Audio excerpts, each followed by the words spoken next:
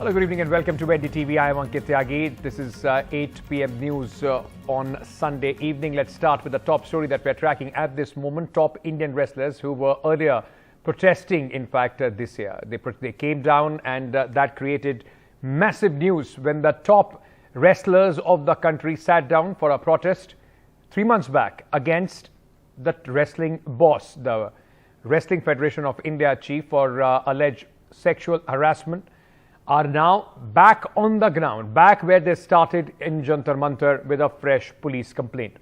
7 women wrestlers have filed sexual harassment complaint against Federation Chief Dibrugarh Singh at the Connaught Place police station in central Delhi. An FIR based on the complaint is yet to be filed. That is what Sakshi Malik, the wrestler, had claimed. Now, they said they are frustrated that the government panel report on the issue hasn't been made public yet. We want the report, which has recorded the statement of women wrestlers, to be made public. It's a sensitive issue. One of the complainant is a minor girl, is what the top Indian wrestlers have alleged. Meanwhile, now political support also coming in as far as the wrestlers are concerned. B.V. Srinivas of the Congress party has tweeted, in the last 5 days, at the behest of Chief Minister of Assam, a fake case was filed to stop me from campaigning in Karnataka, but Olympians of the country have been accused BJP MP of harassment for months. Where is the FIR?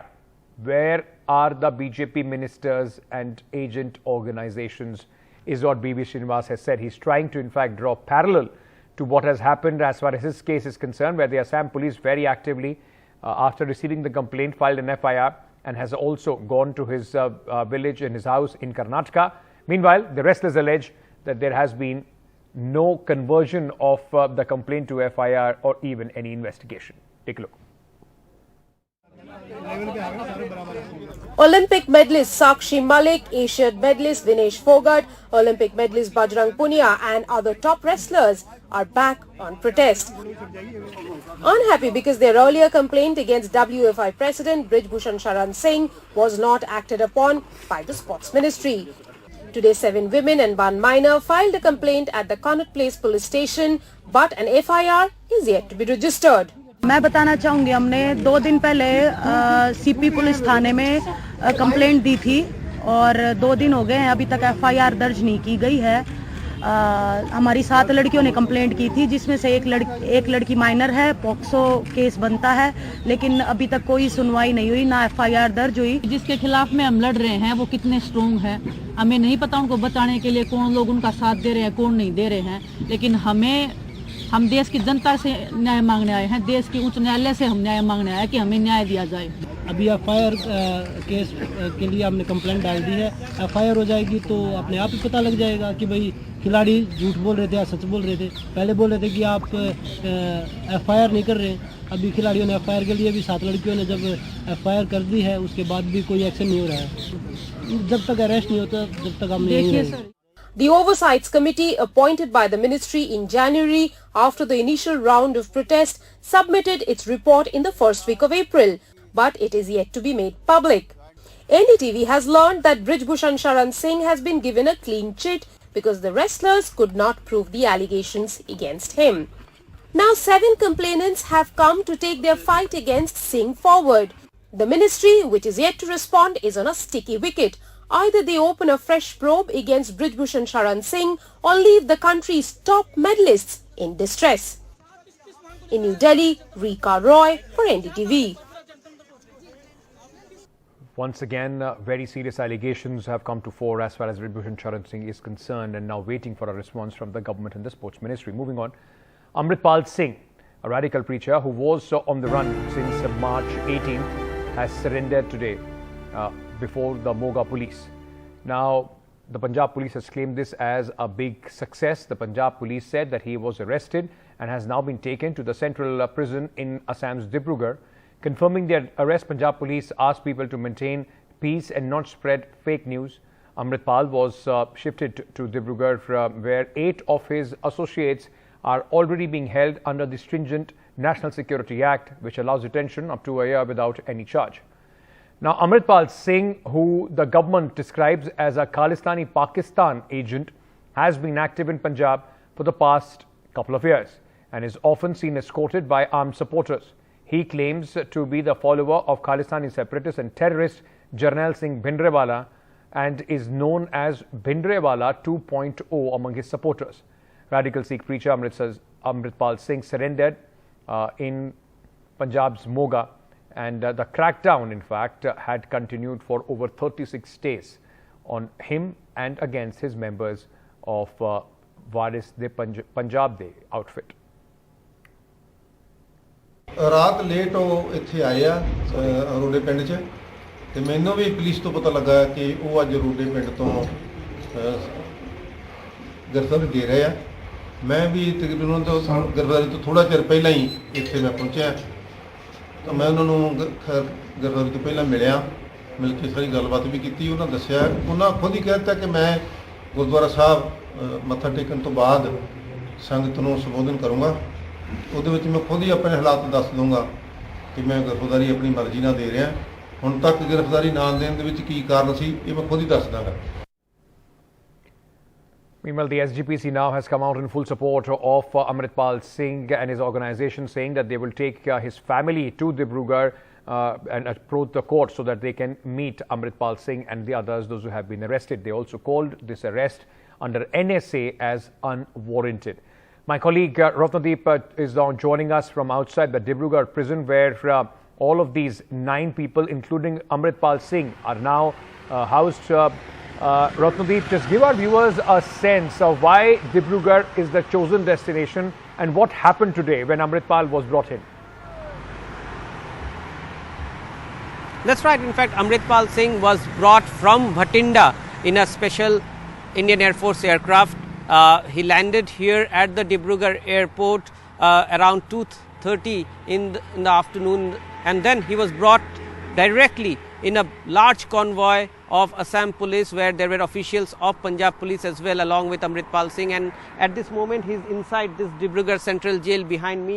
And this jail, remember, is one of the oldest in northeast region, and a jail built in 1860 during the British era, and ever since this jail in that point of time used to hold here freedom fighters, and then in the heights of insurgency in Assam and in the neighboring states like Nagaland, many top militant leaders of Assam as well as Nagaland have been kept here. It is a highly fortified jail, a highly secured jail with one of the least number of jailbreaks. In fact, there is no records of major jailbreak in this jail, so therefore this is another reason why he has been kept here.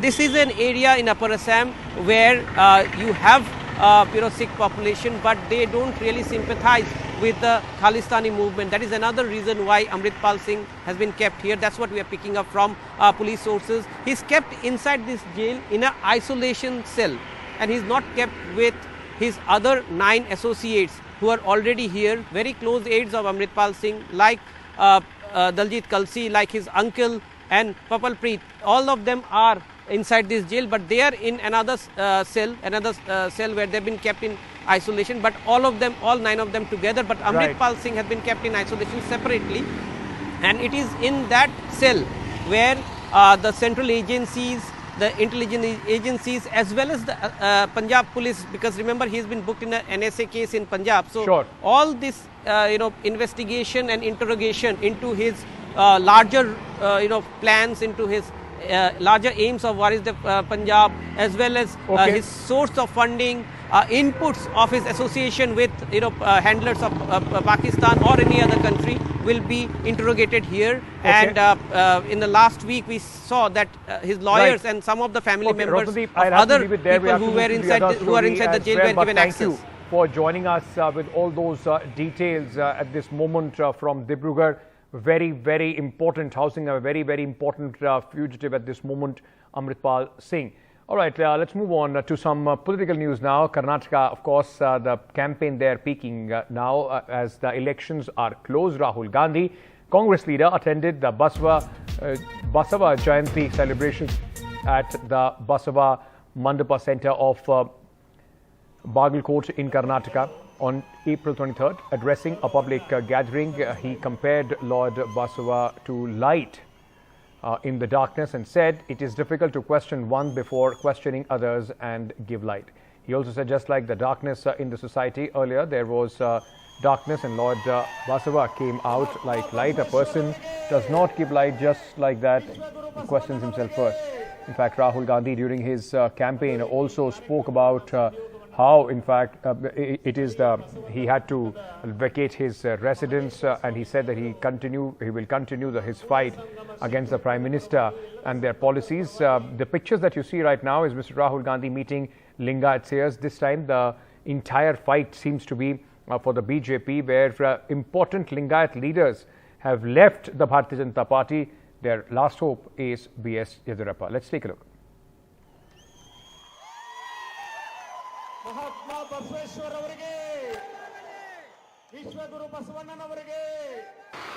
Kodagu, the spice and coffee headquarters of Karnataka, is going through tough times.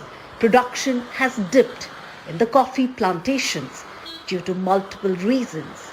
A stronghold of the BJP, the Congress is hoping to make inroads in the Kodava community-dominated constituency of Virajpet. The BJP's plank in this coffee-growing region is that they have offered compensation to coffee farmers who suffered huge losses in the 2018 rains.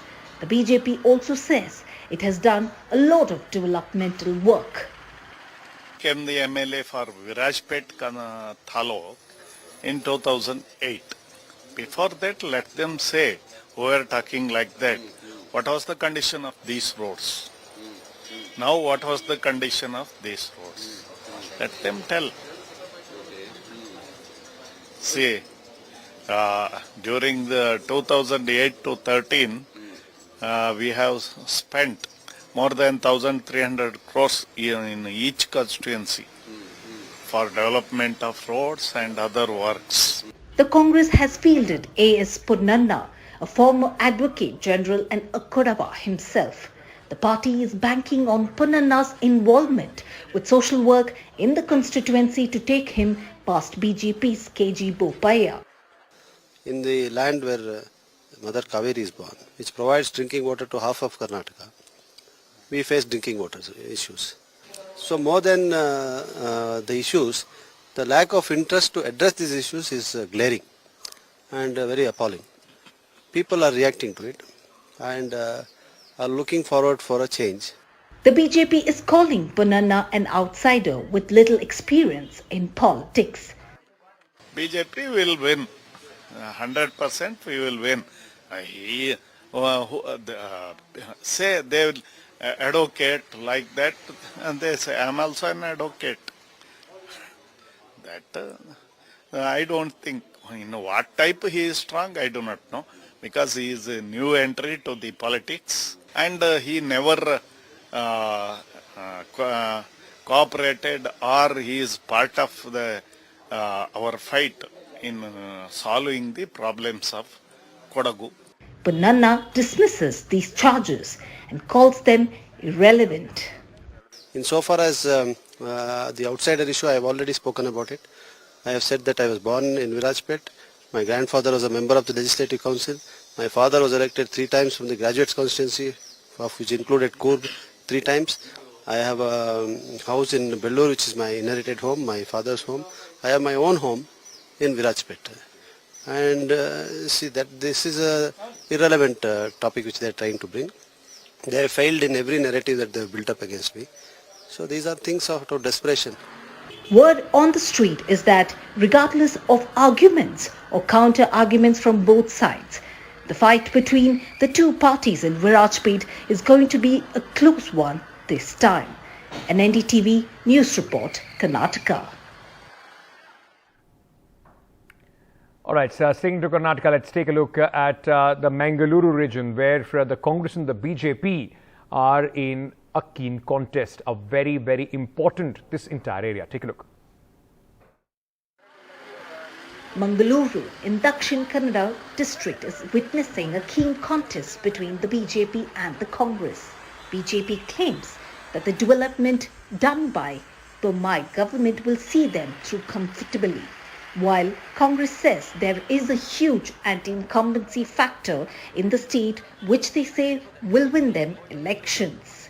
BJP sitting MLA Vedavyas Kamath from Mangaluru City South constituency says that wherever he goes, he receives a warm welcome from people of all communities, which gives him confidence about winning easily from here. You see, whatever it may be, Congress may tell, 100% BJP will come back, and in our district, all seats we will going to win. Whatever it may be the situation, we will win. And in future, coming days, in May 15th, BJP will take the vote.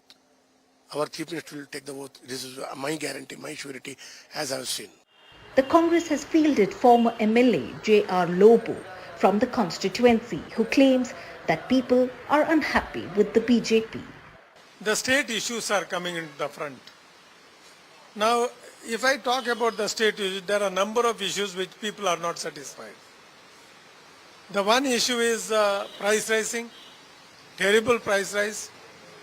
The good schemes that previous Congress government under the leadership of Siddaramaiah ji was brought, those schemes are discontinued. The JDS has fielded Dr. Sumati Hegde from Mangaluru City South, but the contest is expected to be a direct fight between the Congress and the BJP here.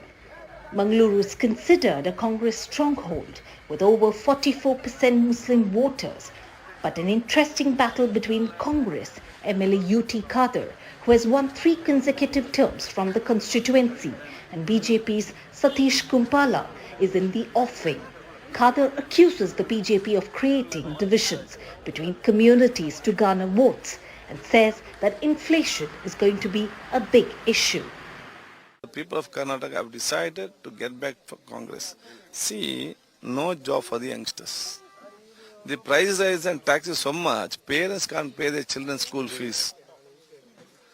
So the people of Karnataka, those who voted for BJP last time also, they have decided if BJP comes back again to power, they don't allow the common people to live peacefully.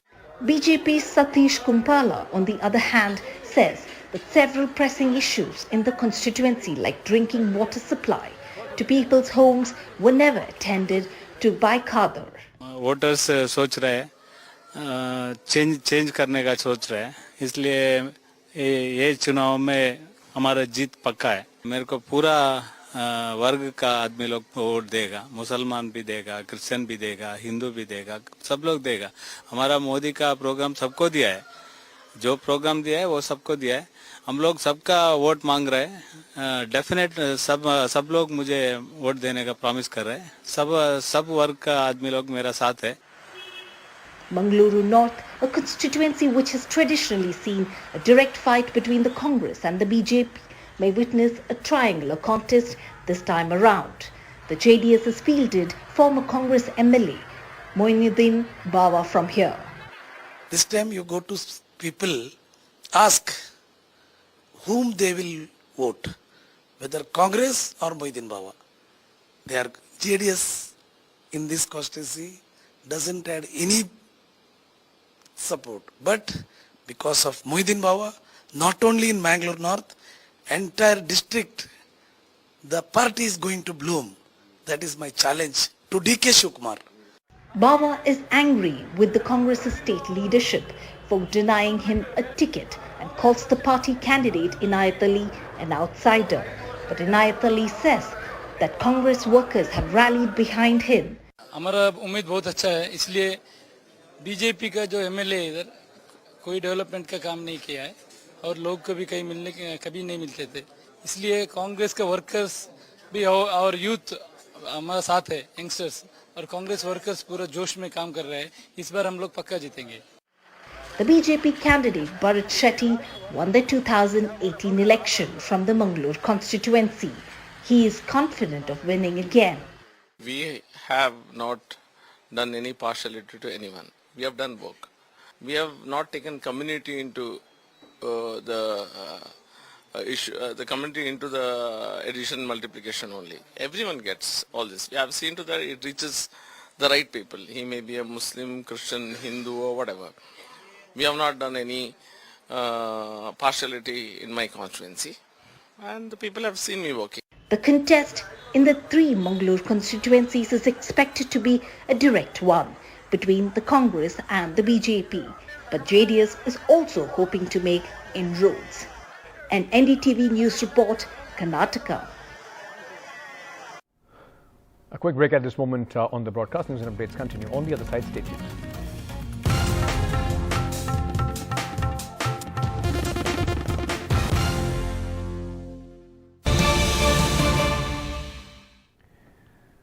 All right, important news coming in as far as the elections 2024 are concerned. Now, Nitish Kumar, who has been on a spree of meeting the opposition leaders, first in Delhi, meeting Rahul Gandhi, and of course, he was accompanied by Tejasvi Yadav, and then of course Arvind Kejriwal. Now his next mission is to go to Bengal. The Bihar Chief Minister and the Deputy Chief Minister will be in West Bengal on 25th, and they will be meeting Mamata Banerjee, the Chief Minister of West Bengal. The Chief Minister of Bihar, Nitish Kumar, is on a pan-India mission to unite the opposition parties. In fact, it all started with his meeting with Mallikarjun Kharge and Rahul Gandhi, and then of course later meeting Arvind Kejriwal as well. Then the formula that seems to have emerged is that Mr. Nitish Kumar is going to meet the political opponents of the Congress who are not very close to the party, don't see eye to eye. So the first was Arvind Kejriwal, second now is Mamata Banerjee. Listening to what Nitish Kumar said on this earlier today. हम अपने लिए कुछ नहीं चाहते हैं, कितनी बार बोल चुके हैं आप लोग। आज जब भी मिलते हैं कह देते हैं हमारी कोई नहीं इच्छा है ना कुछ अपने लिए व्यक्तिगत। हम तो पूरे देश के हित में सोच रहे हैं। अभी जो कुछ भी हो रहा है, कुछ लोग पूरे देश के इतिहास को बदलने के चक्कर में, हम चाहते हैं कि देश सुरक्षित रहे। और जो इतनी बड़ी आजादी की लड़ाई हुई, नई पीढ़ी को मालूम होना चाहिए। तब कुछ लोग आजकल है जो सब चीज को बदल देना चाहते हैं, हम इसलिए तो चाहते हैं, अलग हुए हैं और हम लोगों ने कहा किया कि नहीं, अब सब लोग जब एक साथ हो जाएंगे और मिल करके होंगे तो फिर देश सुरक्षित रहेगा। तो इसके लिए हम लोग काम करें। मेरा व्यक्तिगत अपना प्रधानमंत्री ने कहा था आपसे कि कुछ लोग जो है आजकल देश में भ्रष्टाचारियों को बचा रहे। My senior colleague Manish Kumar is now joining us from Patna for more on this. Manish, Nitish Kumar on a mission to unite the opposition and specifically going first to the political parties which have kept an arm's length distance to the Congress. Yes, of course. When Nitish Kumar, accompanied by his own top party leaders, met the Congress top brass, which includes Congress Party President Mallikarjun Kharge and Rahul Gandhi, then in that meeting only it was made it very clear he was given the mandate to interact and to reach out to all those parties who for one reason or other are keeping a distance from the Congress party. And so the Nitish was given the task to break the ice with those parties, and in that direction only now Nitish, after interacting with not only Mr. Arvind Kejriwal and left party leaders, now he is going to Bengal. He will be reaching Calcutta tomorrow. Then his meeting with Mamata Banerjee is scheduled for Tuesday afternoon. Then there they are going to discuss all the issues, and after that he will get back to the Congress party high command, and in all likelihood then the Congress party leadership will take the matter to the logical conclusion. Important meeting this in view of the entire opposition trying to come together. Nitish Kumar playing the Sutradhar as far as these meetings are concerned. Thank you, Manish, for joining us. Let me also very quickly go across to Saurabh Gupta, my colleague who is joining us from Kolkata. Saurabh, how important is this meeting with Mamata Banerjee being quite aggressive against the Congress party as well? Nitish Kumar does have the stature at least to reach out and try and broker some sort of a deal. Well, this has of course been in the works for a while, and if you remember earlier also we reported that Nitish Kumar has been kind of appointed by the Congress party to look at allies who haven't really shared that good a relationship with the Congress party. namely Mamata Banerjee, also Chief Minister K. Chandrasekhar Rao in Telangana. So in that context, what we are now being given to understand is that Nitish Kumar will be in Kolkata to meet Mamata Banerjee, and this will be in the context of opposition unity, something that in the last few days there have been several statements by Mamata Banerjee herself as well, where she has said that the opposition needs to unite. We are all together. In fact, if you remember, yes, a couple of days ago, she said, when we asked her about, opposition unity being in disarray, she said, when it comes, it'll come like a tornado. We're all talking to each other. We're all together.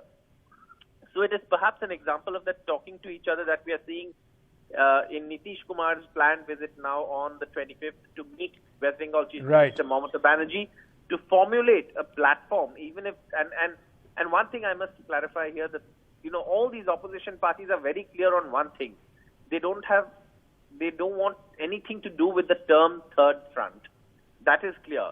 Yeah. But they're looking at a platform to come together. Okay. And see if they can work together. Important, as Saurabh is saying, that this will be a beginning of a conversation and possibly some sort of a formula where Mamata Banerjee, her problems as far as the Congress party is concerned, and where there can be some compromise on both ends, the Congress and the TMC, that possibly could be the role of Nitish Kumar when he meets Mamata Banerjee on 25th. Saurabh, thanks to you as well. With that, we are slipping into a very short break, ladies and gentlemen. News and updates continue on NDTV. Stay tuned.